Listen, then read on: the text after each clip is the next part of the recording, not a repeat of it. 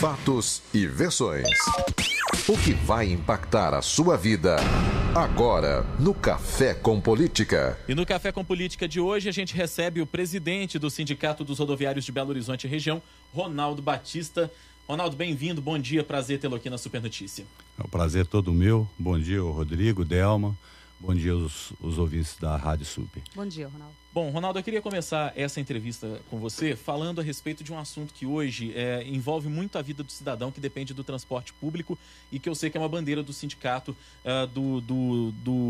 dos rodoviários de Belo Horizonte e região, que é a questão do cobrador nos ônibus. A gente trouxe ontem aqui para o ouvinte da Super Notícia FM a informação de que ônibus do MOV estão circulando, por exemplo, em Belo Horizonte sem cobrador, né? A alegação oficial é que é uma adequação agora no mês de janeiro, por causa do movimento menor, período de férias, mas o sindicato diz que essa é uma pressão que o empresariado do setor de transporte está fazendo por causa do não aumento das passagens do ano passado para este ano. Então eu queria que você começasse falando a respeito disso, com base em que o sindicato afirma que essa é uma pressão que os empresários estão fazendo em Belo Horizonte. Bom, Rodrigo, a gente tem acompanhado de perto, é uma bandeira nossa desde 1998, né? Isso começou no Sintran, no Metropolitano primeiro, começou mais especificamente em Betim e Contagem, e depois isso se alastrou por toda a região metropolitana e por todo o estado. O que a gente observou agora nesse último momento, e graças a essa mobilização que nós fizemos e toda a sociedade compreendendo essa mobilização, ela acabou por patrão vir à tona e dizer o seguinte, que é só nesse período.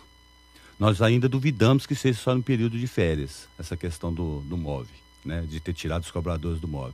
E, ao mesmo tempo, eu quero também ressaltar que não é o MOV em geral, são os troncais. São os veículos troncais, porque o sistema móvel, você tem um alimentador, tem vários tipos de linha. Então, é nos troncais. E eles estão pegando o quê? Numa brecha na lei de 2012, né, da 10.526, que diz que você pode tirar nos noturnos, domingos e feriados, no turístico e nesses ônibus troncais.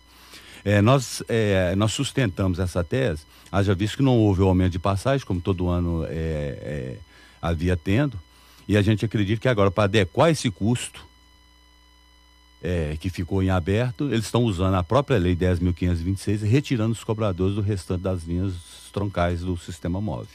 Ronaldo, eu acho que é importante destacar também, além dessa questão de reajuste, eu acho que é um motivo também porque que o sindicato ele é contra essa retirada também. Eu acho que além da questão de empregabilidade, eu gostaria se você pudesse também pincelar sobre a questão da segurança, não só dos motoristas, mas também dos passageiros. Quando o motorista, além dele ficar atento ao trânsito, ele tem que ficar atento também à questão de cobrar, né, os passageiros. E não custa lembrar, né, Delma, que na semana passada, aqui pertinho da gente, na trincheira do Itaú, a gente teve aqui um ônibus que despencou pela trincheira, porque o motorista estava preocupado com passageiros que estavam pulando a roleta e por isso, inclusive, afirmou o motorista que ele acabou se envolvendo nesse acidente aqui que surpreendeu a todos nós, só para complementar o que disse a Delma. Importante, Delma, sua observação, porque as pessoas acham que o sindicato ele só defende o posto de trabalho. É lógico que nós defendemos, é uma questão social. Se da noite por dia você colocar 6 mil pais de família, é uma questão, vai dar um impacto social tanto em Belo Horizonte quanto na região metropolitana. Eu quero ressaltar aqui que nem todo trabalhador que trabalha no CETA BH, ele é de Belo Horizonte. Tem gente de Contagem, tem gente de Betim, tem gente de toda a região metropolitana. Então, para nós é um problema social, para nós é um problema de segurança tanto do usuário, quanto dos próprios operadores e quanto do pedestre. E também é uma questão de saúde pública. Porque se não fosse somente esses dois, então nós temos a questão do que adoece o motorista. Então esse motorista que já vinha por causa do trânsito da própria profissão que ele exerce, já via se adoentando, ele vai se adoecer ainda mais. E nós temos comprovado por isso. Hoje nós temos 30% da nossa categoria que está afastado por algum tipo de doença relacionada à profissão, ao exercício da sua profissão. Então a nossa bandeira ela é bem extensa nesse sentido. Então nós somos a favor do cobrador, do cobrador, Por causa da questão da segurança, por causa dos acidentes que os motoristas também podem se desenvolver, por causa do pedestre, por causa do usuário. Nós somos a favor do cobrador porque é um problema social, não podemos demitir pais de família e colocar na rua da noite por dia. E nós também temos que defender essa questão porque é uma questão de saúde pública, porque vai adoecer mais os nossos motoristas, os nossos operadores. O sindicato já buscou o poder público, especificamente vocês que são de Belo Horizonte região, já buscaram as prefeituras das cidades, da região metropolitana, o governo do estado também para buscar um diálogo nesse sentido?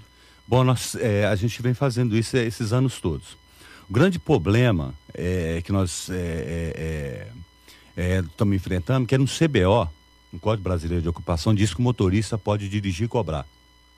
Então isso é uma brecha que existe em Brasília. Agora, pasme você, nós temos agora uma jurisprudência que diz que o motorista pode dirigir e cobrar.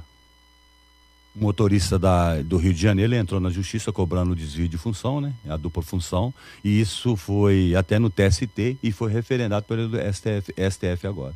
Então isso diz o seguinte: todo motorista que entrar na justiça alegando, ou toda entidade como nós, alegando que isso é um desvio de função, ele vai perder na justiça. Não existe isso. Eles acham ainda mais o diálogo. Vai complicar ainda mais. Nós, em dado momento da nossa luta, nós então procuramos o Poder Público Federal para ele interferir nisso.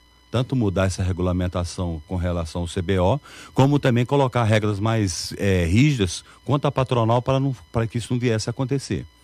E pasme você, chegou, ao invés de ele fazer isso, ele entrou no CONTRAN para criar uma norma que o motorista, ele não resolveu o nosso problema, e nessa norma ele fala o seguinte, que o motorista pode dirigir e cobrar, mas ele tem que parar o ônibus. Ou seja, torna as viagens ainda mais lentas do que já são. O motorista, ele é obrigado a parar o ônibus e cobrar a passagem com o ônibus parado. Se ele for visto por um agente de trânsito dirigindo com o ônibus em movimento, ele está passivo de uma multa e 5 pontos na sua carteira de motorista. Ronaldo, e como é que tá? Só para a gente entender um pouquinho como é que é a rotina. Aqui em Belo Horizonte, eu digo na região metropolitana, né? Como é que está essa questão da rotina, da carga horária, por exemplo, dos motoristas? Ela é o suficiente? Por exemplo, esses motoristas, eles são rendidos no tempo hábil? Vocês também estão acompanhando isso? Porque também você está falando dessa questão dos motoristas que eles sofrem muito quando eles ficam cobrando, é um acúmulo de função. Mas eu queria que você falasse também sobre a carga horária. Isso está pesado? Isso também está entrando nesse diálogo que o sindicato está fazendo com as empresas ou não? Bom, Odelma, a gente acompanha dentro da medida do possível, a gente acompanha porque quando é uma coisa coletiva igual agora, eles insurgiram contra os trabalhadores, a gente consegue visualizar isso melhor. Então a gente consegue atuar melhor. Então você tem N linhas e N trabalhadores. Só para você ter ideia, só Belo Horizonte e região metropolitana, vou afirmar para você que a gente, em toda a região metropolitana, a gente deva ter mais ou menos uns 35 mil trabalhadores. Né? Então, a gente depende muito do trabalhador denunciar para a gente atuar nesse sentido.